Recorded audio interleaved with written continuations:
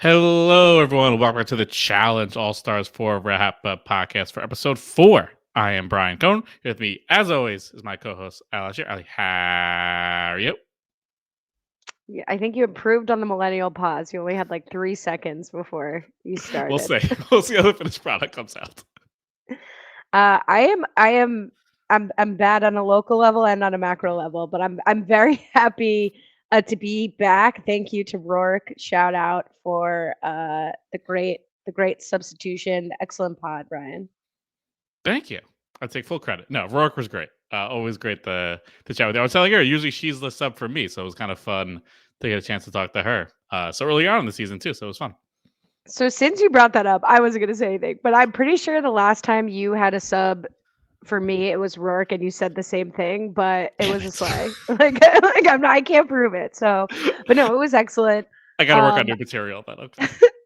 it's also quite tragic to be on video with my travel headset on, and also not that anybody cared about how much work I put in to put in the club background as my background. I thought that would get some play from like 2 people. Mhm. It didn't, but this fetching headset that I got inspired by you, feeling very humiliated to have it on.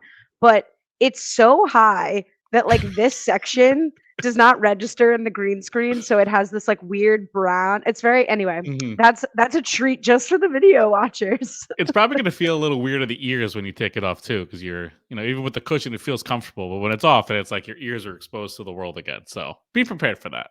Nothing feels good about it. But I have a few thoughts from last week, if I might Yes, please. take us back briefly. So, obviously, and you guys address this, but we're putting out this product hot off the presses recording. So we don't get the benefit of like all the cast talking about the issues and like really hearing the deal. I think Rourke said it perfectly. It's like The we Tory see the deal. show we see. We can only yeah, we can only we're here to really talk about the show we're watching that's presented to us. It's definitely open for criticism of like what's being shown, what's being discussed off air, whatever.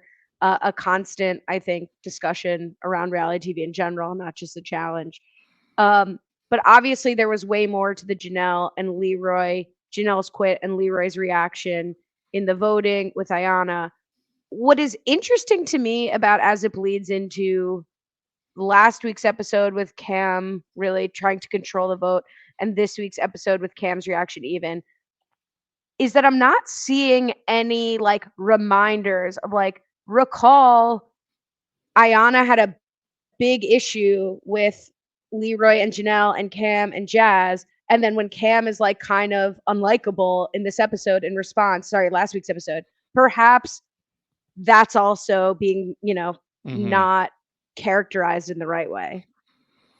Yeah, I mean, it seems like they were trying just to kind of sweep it under the rug, I guess, right? I mean, they didn't really touch on it when it was happening, so it's not surprising that they wouldn't include it in like the previously on when they didn't include it in the actual episode. Like, oh, previously on, by the way, Anna was actually super problematic, and we just didn't include it. That would No, be but pretty like the interesting to do. audience isn't saying it. Like the audience was very quick to be like, there was more to Janelle's quit and there was more to Leroy's reaction, but Right. we're not saying like there was more to Cam versus Kara, which then bleeds into here. So like I have a lot of theories, especially as I watch this episode about like Cam's um, you know, sort of unfavorable confessionals, like that sort of edit. So I'm excited to talk about that. I think that was a lot of the response we saw from our listeners in the great Facebook group. Love that Facebook group. Yeah, no, it's great. And I guess before we get into the episode, I teased this to you a couple weeks ago, but Oh, right. because we shifted the video, so I wanted to try to start doing some very fun visual stuff for the audio for the visual listeners. So I created an audio only song. So I came across in a very cool AI platform that creates uh songs. Basically, you type it in some prompts, build it out a little bit, and get some prompts. So I created. I think it could be the new like highlight song for our podcast.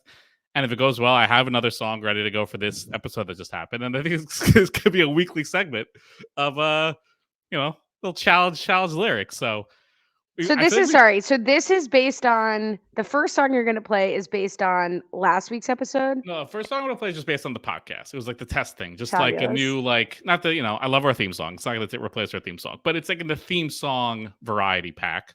And then I was like, oh, maybe I can kind of create episode specific songs. And I think I think it came out okay. Look, I love our theme song, but 10 years, No, maybe theme we need song a is great. refresh. If this is about to drop, if you're about to drop a hot jam, like I'm willing to consider it. Yeah. So I was up late working on this because I'm a singer. So I'm gonna try to play it through my phone. Hopefully it works. I feel like we've had issues with playing audio, but I think this should work. But I'm gonna play it immediately. If you can't hear anything, then let me know. So here it Well, comes good through. thing I have like sonar on my ears right now, Yeah, so it should be I'm fine. playing it super loud. So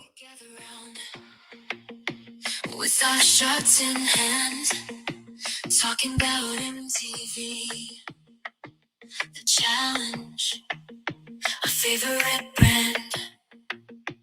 We're the drunk ants of RHAP, wild and free, sharing our thoughts unfiltered as can be. Brian yells at Sunny, his dog with no shame. Ali's on a mission, killing bugs in the name. We've got the Mitch watch, predicting each move, analyzing the drama. We've got nothing to prove. Come join our Facebook group where it all goes down. Discussing the episode, no need to frown. Reality fever, it's running through our veins. Don't let us, we're the ones breaking the chains. Okay, so I have well, that's two it. immediate thoughts. One, you have Please. to please drop the lyrics if you have them Yes. into the Facebook group because I'd like to read along. And then two, I do love the call to action to join the Facebook group in Of the theme course. song classic. It's how I plug anything. I told you, Jordan Kalish's fantasy camp a couple weeks ago. Someone came up, said, I love the podcast. I said, thank you so much. Join the Facebook group. Join the Facebook It's group. what I do now. Okay, love it, stand incredible. Please also if you have it, if you could also drop the prompt that you put into the Facebook Yes, group. I think I still have it. Actually, I probably think I do. I can pull that. So Okay, that's a slay. So we're gonna talk about this episode. Then you're gonna play Yeah. a song after. Fabulous. I'll play the song Can't at the wait. end. Gotta Stay keep with them, us. yeah, keep Another the teaser. hot jam is dropping. We need the full hour play to build up the audio. Gotta wait till the end. The other thing, just one last thing from last week that I think I'm kind of just moved by the music. Is the star strategy that Rachel drops, which kind of bleeds into this episode really, because I think we're still learning, I'm still learning the mechanism and the optimal strategy with the star issue because, a lot is made of like you're a target with a star. I want to really debunk that or talk about that this week. But I know you were high on it. I was high on it too. I just wanted to double up. Like Rachel's move to take the star from Tina, I thought was. And you said last week, like you hoped we got like a flashback to the conversation. What was very interesting as we kind of transition into this week is Rachel kind of says like Tina didn't deserve the star. It wasn't really about protecting friendships. It was like I was fine screwing her. Yeah, but then we also got the shot of Tina being like, yeah, I guess I didn't really deserve it. It was fine, whatever. But it was weird. Like Rachel's vibe was also kind of weird too. But like, yeah, she didn't deserve it. She didn't earn it. Whatever. She sucked the whole time anyway. She finishes last every week. What does she think it deserves a star? It's like, oh, okay. I guess, BFFs. And Veronica's there yucking it up. Like, girl, you didn't deserve it more or less. Like, at least she went in, like she was in jeopardy. Yeah. I do want to shout out the cross promotion of the Challenge Fitness by Rachel, whatever, that started this episode. Like, I am dangerously close to subscribing to Rachel's fitness program. Like, she got the plug with Ayana. Now she's getting this other plug. It looks great. It looks great. It's giving like the same like 80s throwback vibes with like the retro music. It feels like a retro like graphics. That was very fun. Even the way they do also the previews he's on. I think we talked about that with work last week. Like that's a super fun thing. Like they're having a lot of fun with like the edit. Like starting with Rachel's. I don't know if that's like the vibe of her actual workout classes. I would imagine so. I'm sure they kind of took a similar vibe, but if that's what it is. Yeah, I'll pay the $10.99, whatever it is a month. I don't know. Give her some pub. Now, are you saying $10.99 because you know that, or is that just what you assume it costs? I was trying to come up with a number, and for some reason I landed on. I don't think anything in the history of the world costs $10.99 a month, but that's what I just like. That's what I said. I can't tell you how I know this so matter of factly, but Amazon Music $10.99 a month. Okay, there you go. You would think Just saw this everything would just be recently. like $9.99 to make it look cool, or like bump it up to like 12. But $10.99. Yeah, $10.99 almost feels less than $9.99 if you just do it by vibes, which we know you do. You're a big vibes I'm guy. a big vibes guy. I am. Speaking of vibes guys, is there a bigger vibes guy than Kifla? Because we didn't get a lot of him this episode, but when he is to the background track of Who's That Girl by Eve, just the first of many amazing music selections this episode and this season, people realize if I want to get that star, I may have to go through Kifla. And if that's the route you want to take, put your seatbelt on. I every moment with him is not enough. Yeah, he's been fantastic. I don't know why he's been hiding from us all these years. Obviously, he had a big episode last week. This week, like you said, much more quiet, but that's okay. He made it his. I think he had like 3 lines the entire episode, and they were all monumental. So we need him throughout, but like he's got a steady pace. You don't want to like overexert, over screen time him and burn him out. So we're enjoying Keefla. I think he's absolutely becoming like the big breakout star. And the exact type of person we'd want for someone like All Stars, not someone who's just been on the main show, someone who's been gone for so long. It's so much fun to have back. He's like the perfect example of what this franchise is kind of supposed to be. Yeah, I definitely don't have the skill set Kifla has. I've got to do high volume, some small to get 3 decent lines. I've got to do high word count. Kifla could be more selective and just hits. And he's got Mark Long behind him. That was like kind of exciting. Yeah. Mark Long retweeted one of our clips and was like, "Yeah, we love Kifla," which like I don't know if it was like quite the content. I think the title was like, "Do we love Kifla?" And it was Right. like we were like, "We love him," and he was like, "We do." I'm like, "No, we love him." It was very validating. The first video clip we posted on X or Twitter did get some love there, so that was nice. I don't know. I like follow you obviously on TikTok, and when I like see myself, it's such a jump scare. I texted you that. It's like jump scare in my FYP. I can see that because I don't like see my own videos in my FYP, but if like you were posting them and all of a sudden I saw my face, yeah, it would be like, wait, where am I right? I'm getting a FaceTime for myself. So it was soothing to see Rourke. I was like, I saw you and I got nervous. I was like, I wasn't on this week. Most people do. All right, let's talk about this Cara v Cam feud sort of brewing. Yeah. Off the heels of, I thought Cam was mad at Cara, but we hear now that Cara is mad at Cam as well. It's odd. It feels like more of a Cam feuding with Cara rivalry. I don't know if Cara is as aware of how upset Cam seemingly is, because I mean, by the end of the episode, Cara is more upset with Brandon and Jasmine, but Cam is still very upset with Cara. So I don't know if Cara knows the seriousness of the situation with Cam, and maybe that'll start to come out as a little bit more clear. But it seems like Cam is very much focused on Cara, and Cara is maybe fighting like many different battles.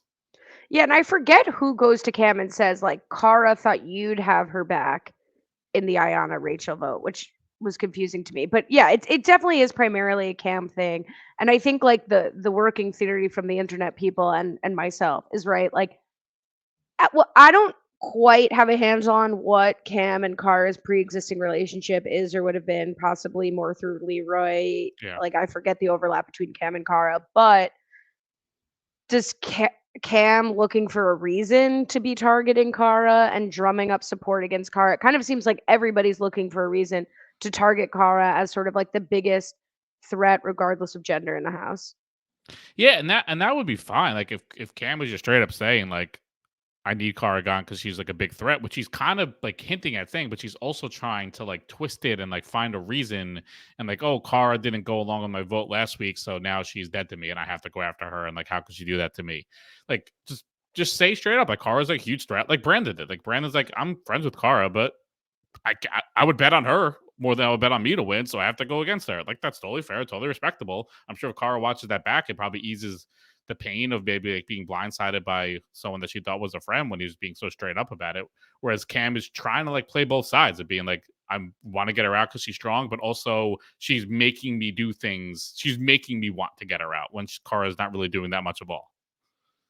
Totally. I mean, here's the defense of Cam, I'll say. I think most of her confessionals, primarily this season, are like, this deal between Rachel and Kara threatens me because if I'm not in it, I'm against it. It's like, well, it really makes sense for Rachel and Kara from a star's perspective, from a physical threat perspective.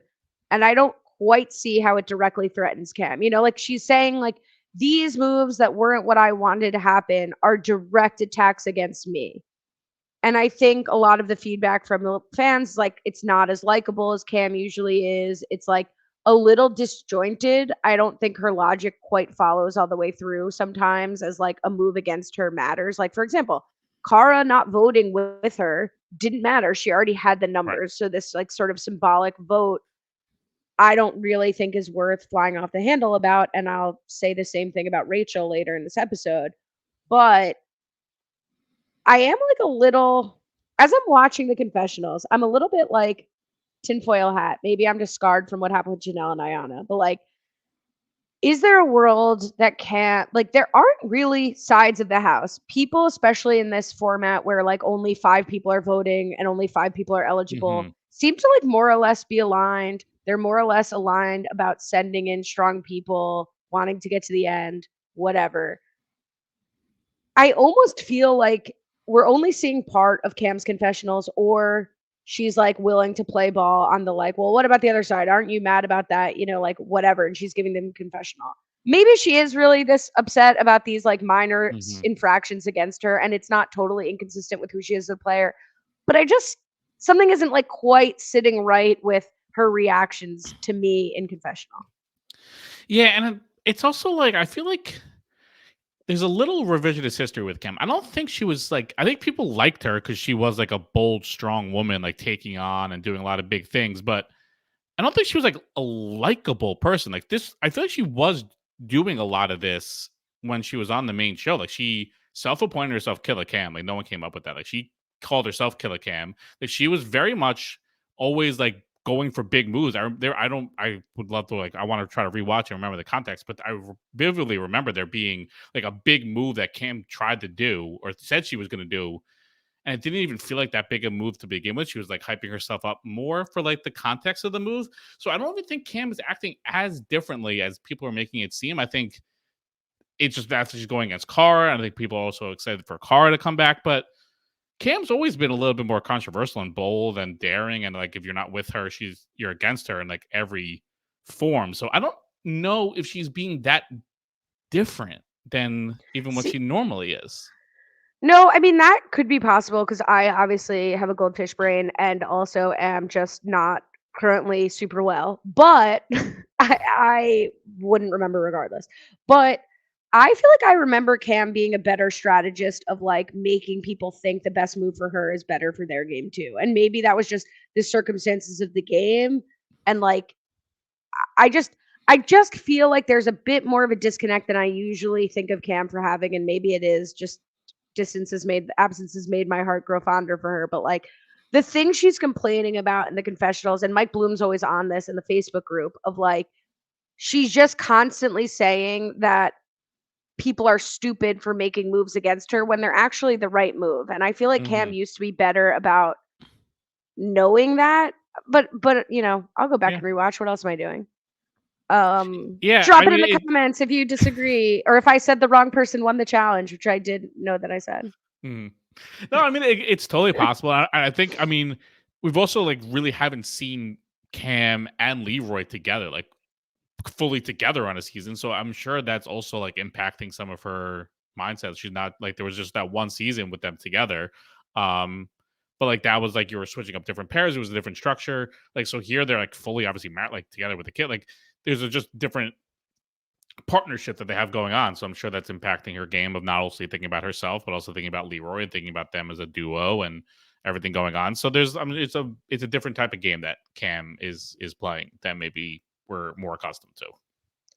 I don't think this is true because they're not the first couple to be on, but do you think that's an incentive to have only one winner so that like Cam and Leroy are disincentivized to just like try to get first and second place? Me being like, I don't think this is actually the case. I don't think Also, so. Also, it's not like importantly- Leroy's like winning many finals that they have to be worried about him. Like how's he's gonna win another one. Would you like to guess how much per month Rachel's Champions Challenge workout plan costs? All right, so I said $10.99. That was just like a top of the head thing. I'm gonna say. Do you want to know what it comes with? Are there different tiers, or is it just a one flat rate? You can either pay once for 1 month only, or you can pay a per month reoccurring. Let's just do the one flat month. I'll $20, $19.99. So you don't want to know. You don't even want to know what it comes with. No. Okay, well, it's way higher than that. Do you want to Holy know what it crap. comes with? Good please. All right. This will probably help that. What does it come See, I with? bailed myself out, not even on purpose. Like, I don't know what I'm talking about, so I'll quick pivot to Rachel Fitness. 5 new 30-minute workouts posted every weekday. So five workouts a week. Zoom meetups with Rachel in the community to connect. Don't know how frequent that is. Guided treadmill runs. Extra workouts, including Rachel's most effective quick burn workouts and all past and future challenges. What was the I mean, So I like don't all know. her like history of workouts. Yeah. I mean, I don't know. Anything more than like 40 a month, that feels excessive. Is it more than 40? $75 a month. Get that bag, Rachel. Good for you. But Yes. if you think about what it costs to get like a monthly 5 workouts a week in a I class. guess so. I mean, Peloton's like Like- 40 a month, and that's like hundreds of workouts a day. From I many stand people. Rachel Fitness. I stand it. Okay, sorry. Here's something that we need the Brian Cohen TikTok report on. Ooh. What did you think of the transition from to the daily? Oh, it was fantastic. It was giving very much the throwback intro back in the day where they would do like the weird dancing and stuff like that. To like the theme music, and they were like a tribal dance. Like it was giving you very much that. They were jumping up in the air, coming down. Their uniforms, very cool. A+. Love that. And yes, I did check. They were in the exact same order. I did do the side-by-side screenshot, so it was authentic. I do always get nervous when a giant truck rolls in, but in addition to laying out this challenge, could you also give us the BCR? The BCR, the Brian Cohen recap. Is that what that is? It could be, but no. It's the BCR. What else does that BCR stand for? The Brian Color Report. Okay. Oh my Although God. I am more outfitted to be like, yes, we are on the scene. Like I look like I'm doing I don't know, air traffic control. Oh my God. All right, the daily. Unbraided reloaded. 4 Wait, teams that's of- what it was called? That's what it was. That's what I wrote down. Maybe I had a That's- stroke and wrote down something weird, but that's what it was called. That's a terrible title. Yeah. Unbraided reloaded. Okay. Yeah. 4 teams of 5. Love that they have even teams. Love that for them. Everyone is tied up in a rope, individual rope on the side of a truck.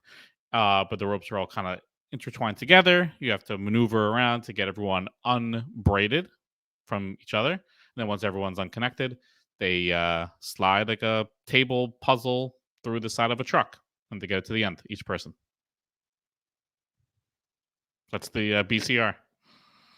No, the Back to you, BCR is Allie. about the team colors. Brian Color Report. Oh, I thought. See, I when knew you said didn't get it because you were like, I did- went with I it did. too quick. You did. I thought you meant like the color commentary of like the challenge. This was much better. So we had orange, red, green, and pink. I could have used like orange and pink are very similar. Could have, but at least didn't go head to head. It was like orange versus red and green versus pink. So that was okay. The one thing that was annoying was the colors of the teams didn't match like the color of the side of the truck. Like at one point, someone was like, "Oh, look at the blue team doing so well." I'm like, who's blue? What team is blue? So that was the one thing that was bothersome. But I could understand them not having time to change the color of the maze on the side of the truck every time. So that's okay. I feel like the red and the pink helmets were the same, but I can't prove it. But I just want scraps of fabric, sweatbands, like Are You the One style. Like give me a little like armband. I want Mhm. t-shirts, but fine. Like the little helmet stripe is not giving what it needs to give as far as team identification and unity.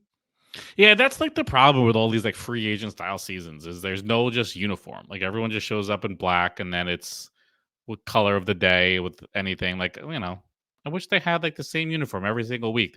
Show the dirt on the sleeves, show the dirt on the pants, show how much you've been working through the season. It's just like new uniforms every week. See, I'm laughing because I was like, let's just like have t-shirts in like varied sizes or like I don't know, they're putting them on teams so like they could have the t-shirts ready. And then I saw that Ryan was wearing the tank top and I was like, "Oh, that's kind of cute." They give them like a set where you have the t-shirt or the tank top version or whatever. I'm like, "All right, that's kind of like elite uniform status." But as far as the challenge itself, Hmm. I'm like, "What do you think I'm going to say?" Like I liked it, so I'm curious if we're on differing pages. I also So like the here's elimination, but we'll get to that. here's the problem for me. I was actually gagged and gooped when I first saw it because again, I get very nervous when I see a big truck. It's like seeing your face on TikTok for me. But Hmm. I was like, "Oh my god, like the wizardry of the imagination of the person who thought of this." Like it actually ended up when they explained the challenge seeming like it was going to be cool enough to make it worth like Hmm. the fact that it's just them hanging on the side of a truck. Like what a cool thing to like first unbraid the five of them and then do a puzzle or maze. However, so I didn't hate it and it was only 2 heats, but I will say in the second heat I like didn't want to watch it again because I could not tell what was happening. Like I Hmm. thought it was very difficult to follow as far as a watchable challenge. It was a little difficult to kind of see what was going on, but I did like this was one of the rare ones where I thought like the truck and driving fast like actually had an impact. Like I felt like this mattered. Like they couldn't just do this on flat ground, just like untangling themselves. I think them being on a moving truck and like bouncing around, like I think obviously had an impact on them trying to like unbraid themselves. So I thought that was a plus. It was also like very good that there was just like the 2 winners from each heats that made it very clear as to like who would be in the top, who would be in the bottom. So that was also helpful. So I was a fan. I think it was a good one. Once they put on Spice Up Your Life, I was like, "All right, I can get through a second heat of this." That was a big slay. Hmm. And I was a little duped because I did think that like the way it seemed is that Jazz, Jay, Brandon, Tina, and Avery on the red team like demolished the orange team. And they did show like Laurel and Cam leading the pink team, but I really did think like the red team won. But no, the pink team, Steve, Derek, Cam, Laurel, and Ryan did win. And look, I've been watching Laurel. We've both been watching Laurel for many years, and I guess I'm still learning things about her because if I had a gun to my head, if you had to make a pick, like is Laurel a team person or an individual competitor person? Put my life on the line, she would rather compete as an individual. When she was like, "Oh, I love competing in teams. This is where I thrive. I love this." I was like as you said, I was gobsmacked. Crazy. I would never in a million years would I think Laurel would be like, "Oh, I love working in teams and lifting people up and being like a captain." Like that does not seem like the Laurel that I've known for like 15 years. No, I do have to clarify that you said the 90-year-olds version of gagged and gooped. I did not say gobsmacked. But no, it's funny. I took that from Laurel to more be like, I love leading a team. Like I have been the captain of several volleyball teams, which means 7 Right. volleyball teams, apparently. Um, but yeah, so I didn't really feel like Laurel was screaming, "I love team energy." It was like, "I love leading people to wins," I which is guess if pretty I guess consistent. I guess if your team wins, she likes getting the full credit of not just her winning, but like the team winnings. But I think if someone on the team is not doing well, I don't think she'd be like, "You could do it. I believe in you. You got this." That doesn't seem like the Laurel that I know. But I don't know. Maybe it is. She leads winners to win. She does Right. not lead losers. I did like Steve's comfort level with that, where he's like, "I'm listening to Cam and Laurel Hmm. like I do in my life, listening to women." doing what I'm told. I was like, okay, Steve. I think that's I like the feel only thing he said this episode. I feel that energy. Yes, that's the me. um, and then it was interesting with the green team, Leroy, Rachel, Adam, Nicole, and Kifla. Like they were bolstering themselves up. Like, how did they let us be a team? And I could have thought the same. Like, this team is stacked. And it turned out to be like maybe too many alpha team members, and they kind of flop team. Well, yeah, because it's funny. I feel like almost having smaller people, like on the red team with like Jasmine, Jay, Avery, like that almost would be easier to kind of maneuver through the braids and stuff, than maybe some like bigger, stronger people. So it almost probably played to their disadvantage to have like a Leroy and a Kifla and things like that. So probably hurt them overall.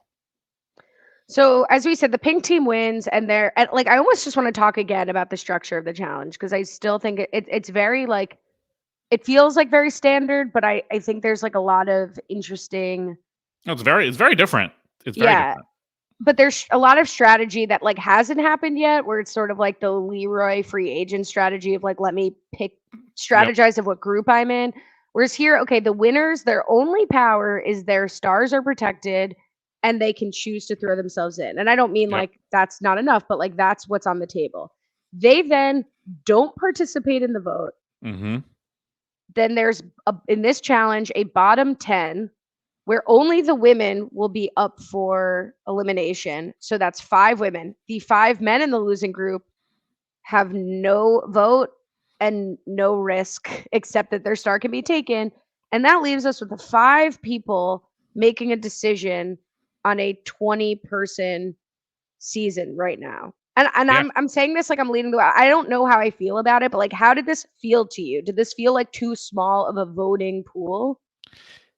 At first glance, it felt too small, but I kind of like it because it just opens things up that like there's no way like a big like sure the big group could just be in that middle tier that gets the vote, but I feel like it just opens up for other type of permutations that could kind of lead to a vote like this. It just worked out perfectly that someone like Jasmine and Brandon were so gung ho and like we want to make the Rachel versus Cara thing happen, and they were just able to spearhead it, and all it took was one more and get Avery on board, and it's done. So I like that it's like a very cool variety. I don't know if I like the winners having no say. It does feel weird to win and be done. Like you have no power, you have nothing. Like it does feel like the best position is to be second best in a daily. Like I know your star is safe, but I think that's going to matter much more later on. Like right now, again, the stars being stolen doesn't really matter all that much because they're just going to be, as they've all noticed, going to be passed around so much. So, like, if you really have, like, for someone like Leroy and Cam that are very much looking out for each other, it feels like so much more important for one of them to be in that second group if one of them's in the bottom so they can save each other. So, I mean, I don't hate it. I think it's fun to have like a variety. This is definitely like a different type of voting structure than we've had in the past. So, it'll be interesting to see how it continues to play out. But I think it's a fun twist to do. I agree. I think sort of like the last, and maybe this is why they decided, and TJ like emphasized it this week, decided to say, okay, the winners not only get to send themselves in if they want, but they get to do it after the challenge because maybe it seems like not enough of advantage really to win. Right. And would maybe be too much of an advantage if you could vote someone in and then decide you go against them. But they do get a little bit of a last minute say in terms of going in. Like, I don't think we really have a setup with Leroy and Kim being like 2 different genders and now Rachel gone. Like, I think there is maybe a world we could have seen like a Rachel throwing herself in to save Veronica if she was voted into the elimination or something like that. Aside from what's going to brew with Laurel and Nicole, I don't know like how many really strong friendship pairs we have such that somebody would like do that or that would be that Right. important to them. But it is interesting, and I agree. My first instinct on like only 5 people voting from a group of only 5 people this week, my gut instinct was the same as yours. Like, ooh, it feels like a really small group for how many people are left. But I think it's like an awesome. It's almost like what the not the aggregator, the balls like was Yeah. supposed to be. Like that one person could like really make a difference. Here, depending on the week, like a couple people can make a difference. And maybe Brandon and Jasmine would have wanted to make that move regardless. But if you've got 20 people voting, including your friend who you'd have to stare down, who's now not in the room, and it's easier to backstab. Like that does create a better environment for like a blind side. My only hope is that we don't get rid of like all of my favorite people and like all the Right. good contenders like immediately. Yeah, and obviously, like the amount of people in each grouping are going to change each week, which kind of keeps things fresh. Right? Like this week was 4 teams of 5. I don't know what they're going to do next week with like 19 people, but it could be more individual and it could be more people voting. Only a couple people win. So I think it's good that's going to keep them on their toes every single week. Of like you can't get into a specific structure about how to vote. Especially because I would assume that these teams are random. I know last time you were able to pick your partner, it seems like here this was random. So even that, I like that they're mixing things up. Sometimes you can pick your partner, sometimes you can't. So keep them on their toes. Don't let them get too far ahead of like what you can do each week. So far it's been A plus. The only thing I am, and I can't believe I'm about to say this, don't clip this.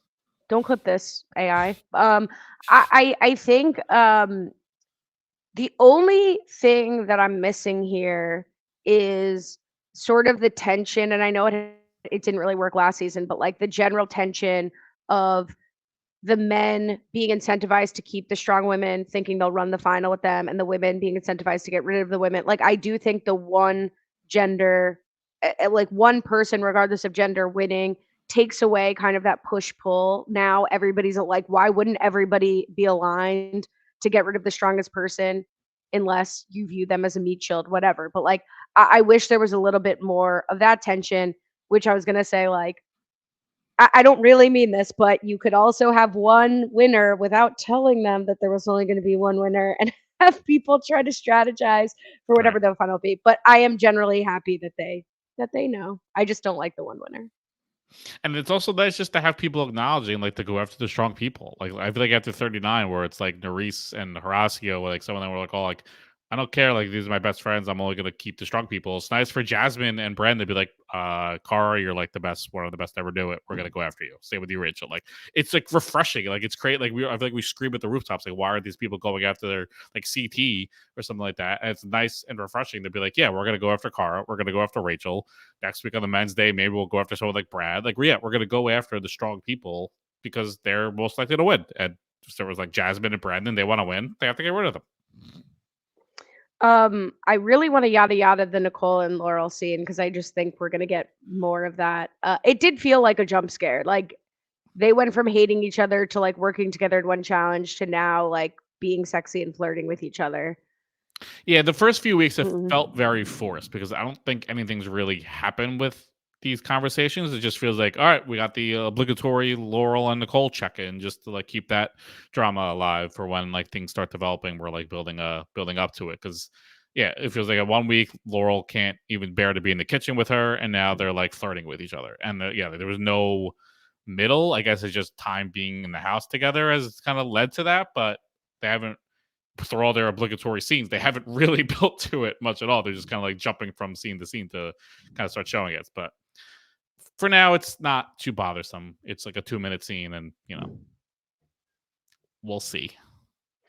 Well, that was not super appealing to me. What was absolutely electric was the cut to the MTV Challenge beer, which, I assume is just a label, but please send me 1,000 gallons. Like, I need 1,000 cans. I will pay for them.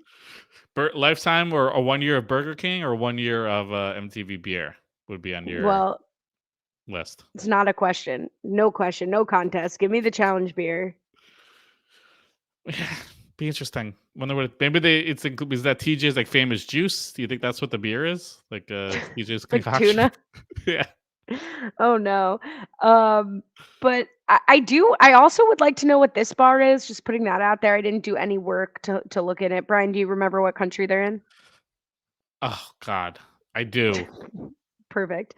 So, I don't. not north, but my brain not is north, so but not north, but South Africa. Ding ding. So if anyone knows where this Bright as Hell Lodge bar I got setup the name. is, I know the name. It's called Afro Caribbean. Slang. I think was it a brewery or something? I did see the big sign. It All was right. just a Well, big I smile will when be they looking walked into in. that. So it's funny because I'm a little mad at the edit here, but like this conversation between Tina and Jasmine at first started off so vintage to me. Like it really did feel like I was watching like an OG season. And Jasmine is like thinking about Veronica versus Rachel, and Tina's like, "You're really being manipulated." And Jasmine's like, "By who?" And Tina's like, "Exactly." Like it's such a funny conversation. I really am upset that they cut to Veronica doing a voiceover talking shit about Tina's Mhm. politicking. Why not show us Tina politicking? Like I was so sad to miss it. Yeah, I feel like we got a lot of talk of how bad Tina is at politicking, and it was more so just her not doing much. I think we saw her fail at it, like when she like sat down with Avery and threatened to put like a dead dog like in her bed if she didn't like vote with her. So like I think we got the hint of it that time, and here was now Tina's like almost afraid to say anything and ruin it for Rachel and Veronica. She didn't want to like say something and then be like, "Well, Tina said this. This is why we're like voting you guys in." So I think she almost took the route of not saying anything, and then it just kind of let the vote play out for her, which I guess is kind of worse. But it would have been fun to see her failing to politic, especially to Jasmine, because Jasmine, like, she's been off for a little bit and she's coming in hot. She's not letting anyone push her around. She's not letting anyone talk over her. She's got her mind on a mission and she is executing it. And that is a lot of fun to say. So what's Tina's best pitch, do you think? If you were Tina, what is the pitch to, the I don't know if we set up the losing team, but it's between Rachel, Nicole, Cara, Veronica, and Flora. Yeah, I think the pitch, I mean, obviously for the three of them, they're trying to keep Rachel and Veronica safe. So I think the pitch is you do like Cara and Nicole. I think you could try to pitch it as yes, Rachel's also really safe, really strong, but the three of us, Rachel, Veronica, Tina, you help us keep us safe. You're a part of the BFFs. You're our fourth. You're our fifth. Like we're 100%. We'll ride with you. We'll see. You see how much we're riding to keep both of them safe here. We'll do that next time when you're in the bottom. Let's keep it out and let's just Nicole's also very strong. Take her out. Maybe clear up some of the drama if you could make that pitch. Oh, like who knows with Laurel and Nicole, we don't want to have drama in the house. Let's maybe get one of them out. Otherwise, get Cara out. I think that is the pitch you try to make. Yeah, I think it's a really good point. I mean, I think Tina with Avery especially failed to like offer her anything. It was just like, you don't want to see me when I'm angry. And it wasn't like, we will work with you. You will have us behind you, as you're saying. I also think like everybody's thinking about the end, but you still need numbers, particularly in such like an unpredictable, shuffly season where it could be three people. Like one day you could be in the bottom and there could be three people making this decision, Okay. and I could be one of those people. So yes, you want to get strong people out by the end, but there's a lot of game left to play, and this is early on, and you need numbers. And Cara, I don't know how much the Nicole and Laurel stuff has become sort of apparent as it moves from drama to like togetherness, but you could also look at Tori and Jordan. Like they might hate each other, but they'll never vote each other in. Right. Cara and Laurel, that's a three. Look at Jay. Look at like, you know, going in that angle. Or I think it might have been more Tina style. So I think that undoubtedly what we've said is like the best case scenario. I think we're amazing. That was the best pitch. Don't at me. Don't care. But the more Tina style would have been like, hey, Cara, your best friends are going to vote you in, and kind of like lighting Cara's fuse maybe before the vote, because Brandon did a lot of work like making her feel comfortable before they made the decision. That like, who knows? I don't think it would have made a real difference, but it would have been something to try, of like Cara confronting them before they made the decision and let her work them over as their friend rather Mm-hmm. than like Tina from the back. Yeah, and I mean, I don't know how much she's actually doing or if it kind of just worked out perfectly for her, but we saw with last week, Cyrus and Kifla, obviously they're two of like the older guys. They're not as connected to the community. They were easy targets to kind of vote in. Flora, kind of the same boat. Like she's very much on the outside, no connections, no one to really go to bat for her. And she wasn't really brought up at all. Like, I think Jay tossed her name out just because he didn't want to say anyone else's, but she could have easily been such an easy vote for people just to make. I don't know. Again, I don't know how much credit is to her, and it's more so like Jasmine and Brandon really pushing the Rachel versus Cara thing. But at least for Flora, she didn't do anything to make herself a target. Like if she's laying low and just playing nice, like kudos to her. Like and not offer herself up as a vote, like Cyrus and Keevla did. But like, yeah, raise my hand, I'll go in. Like she's not doing that, so that's at least a plus. No, that's true. And that's the other thing is like when I first saw this shakeout and we get Rachel's like telegraphing, like, well, it's either going to be me versus Veronica to like break up our 3 voting block, or it's going to be me versus Cara to like get a stronger player out. I do think of the 2 options, like Cara versus Rachel is a better case scenario, but like I'm almost surprised a little bit. Like the fact that Cara appears to be so isolated is almost an advantage to her, although I do expect her to go in repeatedly if she's eligible. But like Rachel's allies are non-threats for the final. Right. So in that sense, it's not that her threat level is super reduced, but it's somewhat reduced in that like if Rachel's mission is going to be dragging Tina and Veronica with her to the end, hopefully you'll have other chances to send someone strong in against her. Whereas if Cara is really insulated with that, I know Jay votes for her like reluctantly, but with Laurel and Nicole, like she's got slightly more physical allies than Rachel. Mhm. But I think ultimately, spoiler alert, the voters made the right decision here. Like I do think you don't miss a chance to get Rachel and Cara against each other. Yeah, no, I think so too. I think it's just the fact that I mean, if you're looking on the outside, like yeah, it's perfect. You get Rachel and Cara going against each other. Rachel's one of 3 for an allyship. Like if you're not going to work with them, then you have to try to break them up. So and you might as well go after the strongest one of the 3. So that works out perfectly. If you get a chance to knock out Cara, that works out great. I do think it's interesting that TJ, and I think he's saying this live. I don't think this is in post production. Consistently emphasizes like this is a season that anyone can win. Like anyone can win this season. I think he's saying that live. So I do wonder if at one point they like revisit what they think a threat could be, because I would imagine they're going to make the final pretty tame and maybe like just a series of like tasks and things like that. That it's not going to be like a final of what we're used to seeing for a season. So maybe someone like Cara isn't as much of a threat, because if the final is more like puzzly and game stuff, Cara really isn't. That's not her strong suit anyway. So I wonder if that is going to pop up at all. It's like, oh, maybe actually Cara is not as much of a threat, because like the final might be something different, and maybe someone who is more puzzly and good at the carnival games, wherever you might be able to judge someone at that, is more of the threat. And maybe the social threat as we go through is more of the problem. So I don't know. It'll be interesting to see if that comes up at all in conversations, because again, I think TJ is saying it to them. That's not like a post production thing that they're trying to reemphasize. Yeah, no, that'll be interesting to watch. Let's talk about the votes. So I think sort of the most interesting thing that comes out of here, interesting adjacent, is like Mhm. Tina ends up going and throwing votes on Rachel and Cara that don't end up mattering because they already have the majority. And, Cara is obviously upset about Jasmine and Brandon for, all of the reasons we've talked about. But Rachel is mad at Tina. And Logan Wallen says, why wouldn't Tina just burn a vote on Flora instead of saying Rachel's name?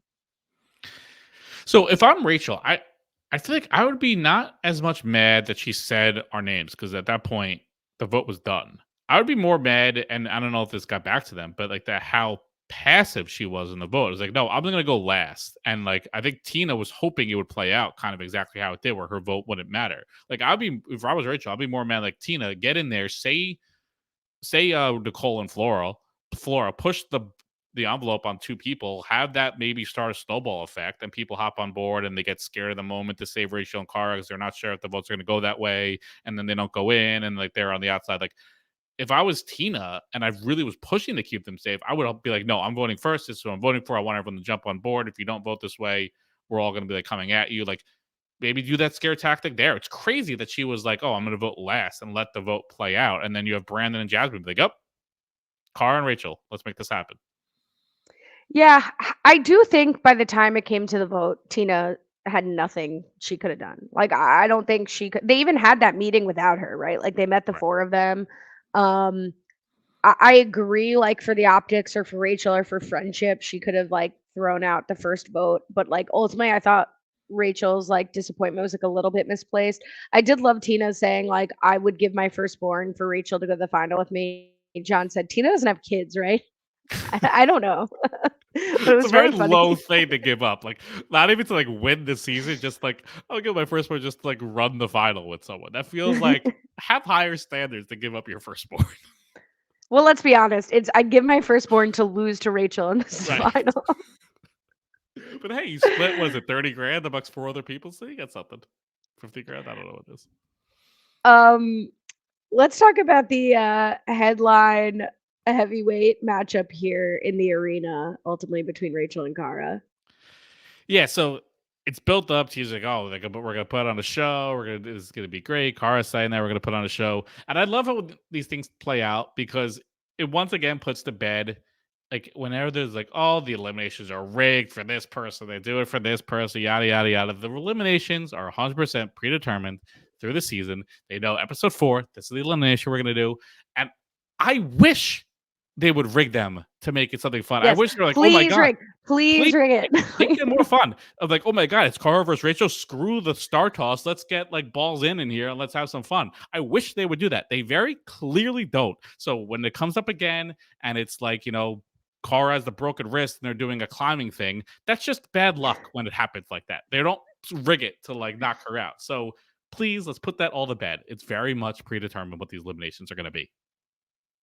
Yeah, it's not the elimination we wanted to see, certainly. Emily said, how do we have Cara and Rachel in an elimination? It isn't physical. So why does Cara all of a sudden have a Boston accent she hasn't had in years? I did not clock that. But yeah, I will say I saw Throwing Stars and was like, automatic advantage Cara. I don't know why, but that just felt like something that would lean her way, even though it kind of leans neither of their ways. Before we set it up, though, Cara gives a little bit of a lecture from the sand, a la, what was last season called? Battle for the New Champion. Like she kind of comes in her champion status and dresses down Jazz and Brandon a bit. And Brandon throws out a little bit of a low blow of, you haven't talked to me in 8 years. What did you think of this retort from Brandon? It was great. Jasmine too. They're both like, Cara, shut up. Focus on doing the elimination. I love it because again, we don't see this. Like even like earlier when they were going before the vote, right? Cara was like, "Why are we talking about who they're going to vote for? I'm just going to go straight up and ask them like, who are you voting for?" Like we would kill. I would give up my firstborn to have that happen on like Challenge 39. Like, we don't have that's funny. We don't like have that. People like talk in the shadows and they wait for things to play out and whatever. Like. That's what the show's about. It's about making good TV. So, like, good for Cara to like call Brandon and Jasmine out at the arena, and good for Brandon and Jasmine to like have an immediate snapback ready to go for both of them. But it was weird because Brandon, even in the beginning of the episode, I think it was him being like, "I know I haven't seen Cara in 8 years, but she's like the type of person that like we get on the show. We're best friends." I guess not. I guess we're not best friends.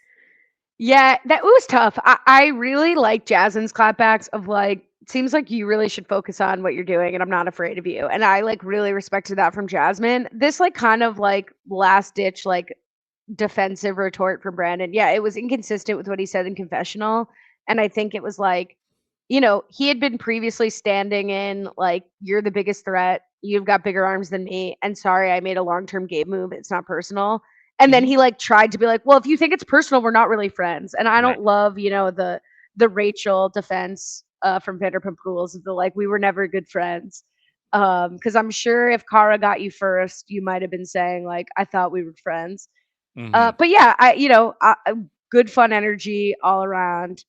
I did die. I know you have to set up the challenge, but like Kifla again, just opening and closing absolute banger comments of it was like Stevie Wonder and Ray Charles throwing. It was great. But yeah, tell us about the challenge. Yeah, called Star Slice. They had to throw a star, like a throwing star, at a big board of targets. A few of them are pictures of their opponent. A few of them are different advantages, different disadvantages, standing on 1 foot, moving closer, moving further, things like that. And I said it earlier, I actually like this elimination. I think it sucks that it was wasted on Cara versus Rachel. I think it would have been a lot more fun to have them do something more physical because that's just what we want them to do. But I think this is a very fun elimination because I don't want all eliminations to be super physical. I think it's fun to toss these in the variety. I think we got unlucky with like who it was stuck to do.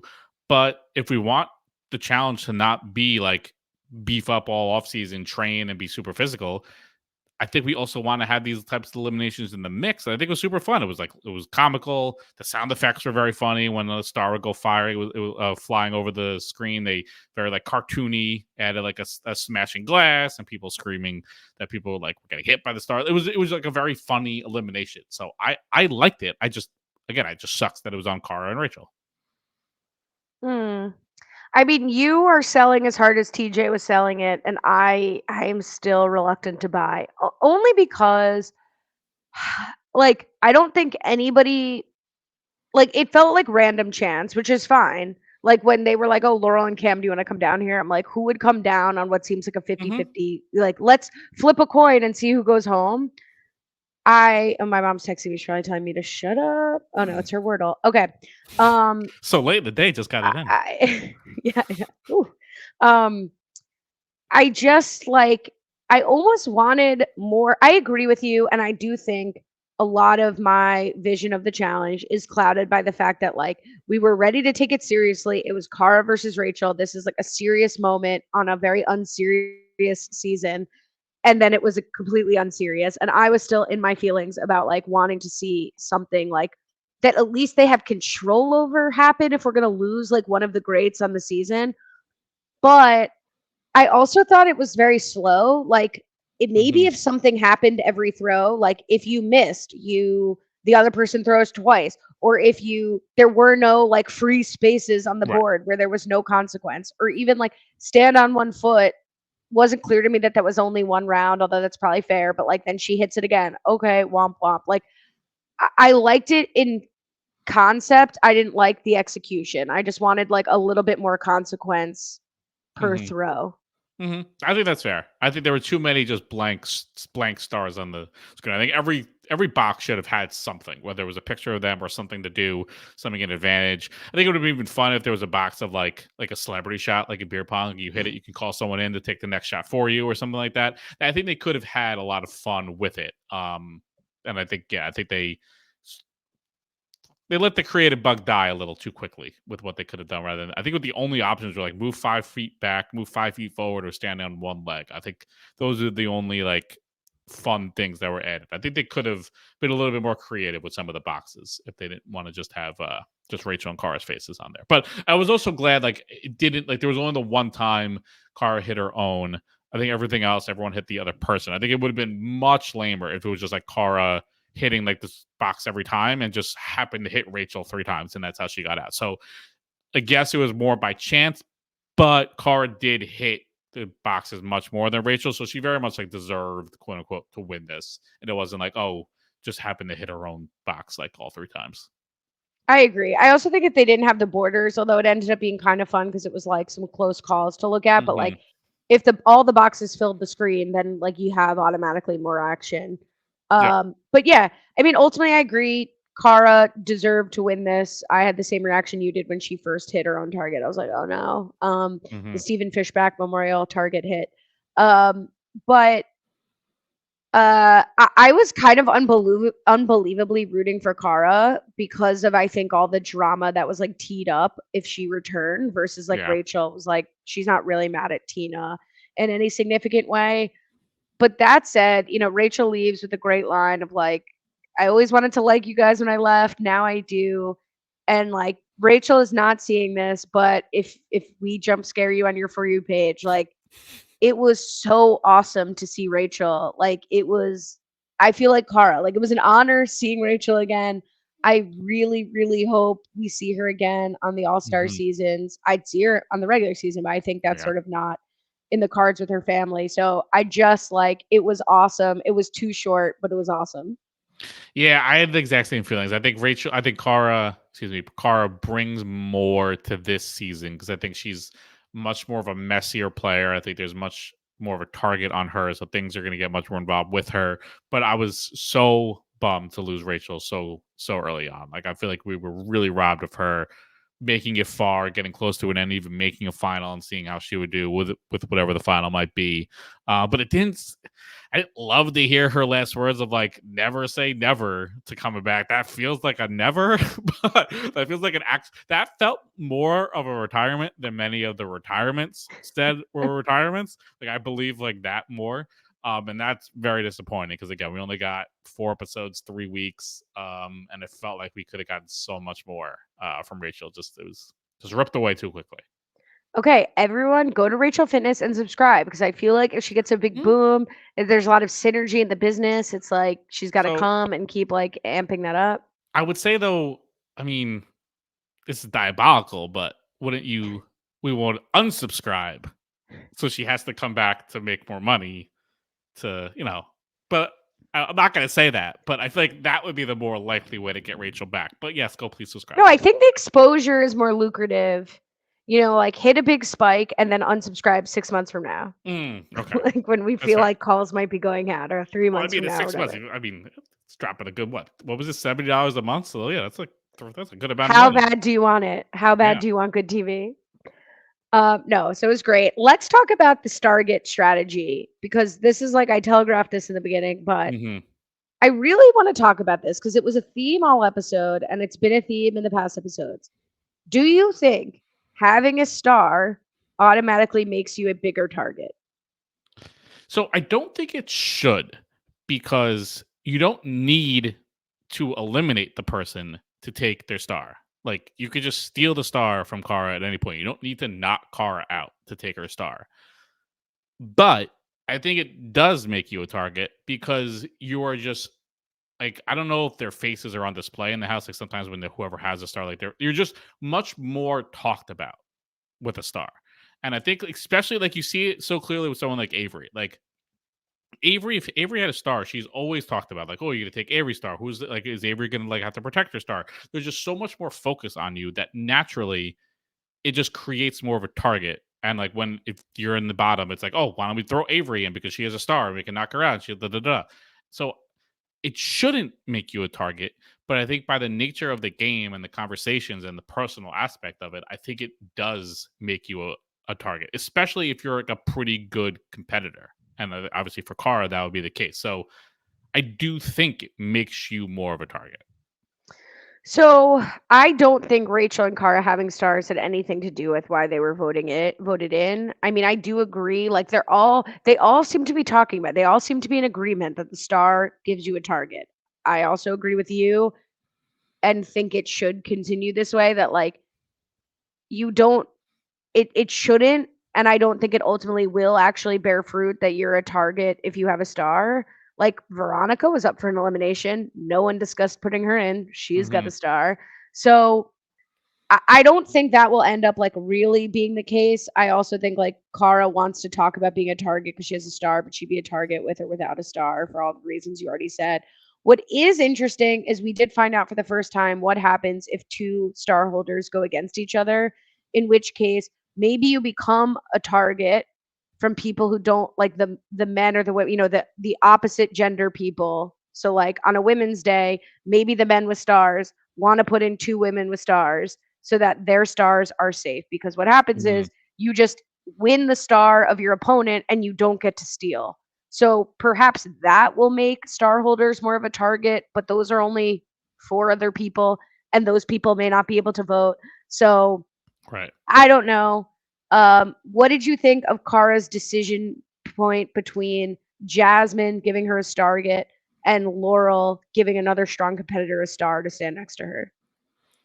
So I think later on in the season, I think obviously you would want to give a star to someone like Jasmine, who you feel like you could beat in a final. I think that logically makes sense, especially right in the cusp of the final. Give the star to someone you think you can beat. But I think if Kara, and she's talked about playing in more defensive mode, I would think you would want to give the star to someone else who is strong, because if you're now Cam, you happen to go into elimination and win, like why would Cam steal the star from Jasmine? Why not just like hope that somehow Jasmine keeps her star all the way to the end and she's in the final and you're competing against Jasmine in the final? I think obviously Kara is now the most likely woman to have her star stolen, as opposed to if she gave it to someone like Laurel. Like I don't think if Laurel has a star and Laurel and Kara are at the bottom, that impacts like the likelihood. Like you said, I think they would put Kara and Laurel in elimination against each other next week anyway, if they could, whether or not Laurel has a star or not, because Kara and Laurel are 2 super strong players and they usually kind of work together. So like, why wouldn't you want to knock one of them out? So I don't think both of them having a star impacts that. And now like Jasmine almost feels like a lock for the final. Like who would take Jasmine Star? Like why would you take, unless you're just trying to play super scared and you don't want Cara coming after you, why would you take Jasmine Star? Let Jasmine have a star to the end. That seems like a perfect situation for everyone involved. Yeah, so that's the only reason. The only reason to me to give your Stargate to someone weaker is if you want a better chance of like them being super protectionist and putting in 2 women with stars, and then your options are Veronica or Jasmine, or exactly what you said. You're scared of someone. You want someone to be scared of taking your star, that then they'll be in a back and forth with Cara, someone likely to win, as opposed to taking Jasmine's star. Jasmine's got to go in again, and Jasmine's more likely to lose and not take your star. Other than that, I agree. I think she should have given the star to Laurel. Not only because then there's 2 people to pick from to take their star for the same reason. So even if that's 50-50. The other thing is then Laurel's not incentivized to throw herself in later in the game. And Cara seems like she's going to be catching votes to go in every time she's in the bottom. I mean, we'll see how it goes, but right now she's pretty isolated. So I don't want Laurel to be incentivized to give them a show and go in against me, even as unlikely as that might be. The other thing, and it was good TV and it was fun, and I love the term Stargate that she coined, but even if it was fake, like, couldn't you try to like gain some goodwill from it? Instead, you're like, I'm giving you this gift because I want to take you out with it. Like, at least be like, Jasmine, what's game recognized game, you got me, and I'm gonna like try to move forward with our friendship and give you the star. I don't think Jasmine would have bought it, but like, No. it was a little like unnecessary roughness. I guess so. I feel like that would be so fake though. I feel like that's almost worse to like be, oh Jasmine, I want to like be buddy with you now, so here's a star. I feel like that almost comes across worse. I feel like you're better off being like, screw you, I'm putting a target on you by giving you a star. I feel like But it's so implausible to me that it's like actually a star. Only the people with stars are really actually saying that you're a target if you have a star. So like, it's so crazy. It like like you'd have to be crazy to think she gave it to you as a target. So like it would be anyway. But I do agree with Cam here. I know not everybody felt that way, but I agree with Cam. I don't agree that Cara's not a strategic thinker because she did say the strategy out loud. She was considering giving it to Laurel. But Emily Huff has a suggestion. I'm wondering if Cara used her extra star to give it to Cam. Would that smooth the way forward a little? It's not a terrible move to make Jasmine a target, but could she have built some goodwill? So if not Jasmine, could she have made inroads with Cam? Yeah, I mean, I don't know why like the 2 options were Laurel or Jasmine. Like I feel like you didn't have to give it to Laurel. I think they're sure there is like a middle ground also, like who you can kind of give it to. But I think with Cam, I think the issue also is I don't think Cara realizes how upset Cam is with her. Like I think if she knew that, like sure, she might try to like mend fences and have that building block, but I don't think she's aware of how much of a vengeance Cam really has out for her. Like Cam is gung ho going for Cara to try to take her out because she didn't vote with her that one time, and I don't think Cara recognizes how upset she is. So I think if she knew that, then yeah, maybe she could have used this as like a building block. But I don't think Cara recognized that as an option because I don't think she knew that that fence needed that strong amending. Valid. We'll see how it goes. I mean, I think Cara's got other fish to fry in terms of the relationships. Like, Cam's gonna be focused on Cara. Cara's gonna be focused on Brandon and Jasmine, and like the circle goes around. There's a chain of like, it's not really a 1-to-1. It's more of like some issues. Hello. My mom just went like this. Like okay. Shh. Okay. A few housekeeping items. One is we got a lot of requests for the drinking game when we didn't do it last season. And I don't think we can start now at episode 4, but I do think we should keep it on the table for 40. Yes, 100%. I agree. We should do it for 40. I'm with you. Is that necessary? Okay. I do want to make an announcement. Unless there's some great complaint, I think we should be phasing out the questions thread, the questions document, in favor of the Facebook group. Now, I definitely haven't put in my weekly discussion posts, please put your questions, but please put your questions there. I'll try to be more clear about that. And in the next couple of weeks, I think we'll be phasing out the questions doc in favor of the Facebook group. I think that's fair, and I think it should go like where we post like you comment spoilers and comments on the episode. I think leave the questions there. I think Yeah. But I think I just meant like I didn't write that in that post. I think that's fair. I think that's fair to the do. graphic slap. I made that graphic 2 days before. Incredible. Love it. Okay. Andy Drew writes to us on the questions doc, so I'm still checking it for now. There was an interview in Rolling Stone. Did you see this with Ryan Smith, the showrunner for All Stars 4? I saw the one. You're making quite a bit of background noise. Like just quite a bit of noise. I don't hear anything on my end, so I think you're okay. She said, "You're so loud." I saw the interview they did after 39. I didn't see the one they did about All Stars 4. So I didn't see it because Rolling Stone is pay gated, and I was looking at this right before we came on. But I probably will pay the guess how much it costs per month. Since that's a theme. $70 is like $2.99, $4.99 a month, $5.99. Okay. So I probably will buy it because Andy Drew gives an excellent tease. Did either of y'all happen to read this interview with the All Stars 4 showrunner? I think his answer essentially puts to bed any potential for the flagship and All Star champions wins to be on the same level. Parentheses. He admitted they make All Stars easier for the olds. So I just want to read the article. I want to see the information. So he's saying All Stars and he said USA too as well? Like they're all different? Or just All Stars? I haven't read the article. I've read the article. But I think All Stars here, that the champions / their wins are asterisked. That feels like a direct shot at John A, and I don't take that lightly. So I don't agree. I mean, but it's also like scaled. Like if it's easier, but you're older, and it's more difficult when you're younger, maybe that is equal. I don't know. It's like when your weight is like when they give you weight in a challenge, it's proportional to your body weight. Like you don't say it's asterisk. Mm-hmm. If you're lighter, it's proportional. It is very funny to see what's going on in like the reality landscape, because there's obviously like the talk of like the All Stars and Challenge Proper bleeding over together, and then it's like Vanderpump and the Valley, like they're bleeding over there. I feel like there's like a lot of spin-offs happening in reality TV, and I don't really know. No one really knows what to make of it, and people are just like popping up everywhere. Like we did a double dip of Vanderpump in the Valley, and it felt like 2 hours of like the same show because everyone was on every show. And I feel like that's going to be like the challenge. Like everyone is on every type of season of the challenge, and I don't know what's happening anymore. If we're doing this, just like get rid of all the spinoffs and just have the one show. I don't know. It feels weird. Wow, reality TV landscape. Color me gobsmacked. I can't even say it. No, I don't watch The Valley, which I don't know why. I feel like I'm taking an irrational stand against it. But I hear good things. Maybe I'll check that out along with the Ryan Stolo. I'm done. The Rolling Stone article. A quick retirement note from Jasmine. I don't know if you saw this tweet. Retirement era. So she said, first she said on April 17th, hope you guys are enjoying All Stars 4 episode 3 and we aren't at the halfway point. So happy this my last show. I hope you all get to enjoy watching me throughout the season. Hopefully I finally make a final before I hang it up. Tune in on Paramount Plus. And then she said, I'm loving the vibe y'all giving me to continue to do future shows.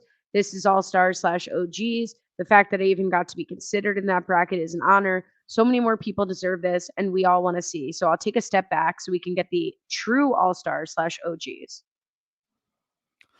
I think Jasmine very much fits in the All-Star OG bucket. So I know, I'm sure she's trying to be like a little self-deprecating and humble, but I think Jasmine very much belongs in this world. I agree. Like she's totally necessary. Like you don't have to just be like a challenge beast or a challenge champion to be an OG and to be someone we're like stoked to see and hear from. So, whatever she's got to do, she's got to do. But like, I hope we see her again, especially like she seems like she's like an early standout for the season's big driver of the season. Yep. 100%. That's it. Oh, spoiler warning, because I look at a list for Challenge All-Stars that I made. And like Adam, first of all, Adam is like the king of Twitter and retweeting about the challenge, which like awesome. Love it. Mm-hmm. But he like retweeted a challenge account that lists the episode names and they are spoilers. I mean, not like intense spoilers, but like don't look at the episode title names. Don't do it. Over and out. Good morning. We can close. I got the episode 4 song. We can close out with that before we Oh, get to the perfect. plugs. Very exciting stuff. This is it. Episode 4, summed up by AI. And here we go. Oop. It's the challenge all stars. Episode 4 got us seeing some scars. Carers in the zone, eliminating. I'll press play again, but it was very upsetting. I couldn't figure out how to get them to say Kara. It was always Kara. And she comes up a lot, so I just wanted to note that. But there's a lot of Kara and not Kara. I'll start over. Locked and loaded, it's the challenge all stars. Episode 4 got us seeing some scars. Carers in the zone, eliminating with might. Throwing stars, taking names. She's ready to fight. But hold up, Brandon and Jasmine. What's the deal? Betrayed Kara, crossing boundaries with no appeal. In this reality show jungle, friendships can't be trusted. But Kara's strength will never be busted. Monster truck madness, the daily challenge begins. Kara to face warriors. Ready to showdown, face off, they clash with all their might. In this game of survival, they're ready to ignite. Episode 4. If I can figure out how to get it up on the screen with the lyrics, I think that'll be helpful for next week, and that's gonna be my mission. Good luck. Loved it. You Love can the new subscribe. segment. You can enjoy all this at robbinswebsite.com/challenge feed. Also subscribe to the Robbins Podcast YouTube channel. That's where you're listening to this right now. You can follow me on Twitter, _, TikTok, for however much longer you can do that at Challenge Wrap Up. And they can follow you. You can only reach me at the Challenge RHAP Facebook page. There you go. We'll be back next week for episode 5. Until then, have a good one.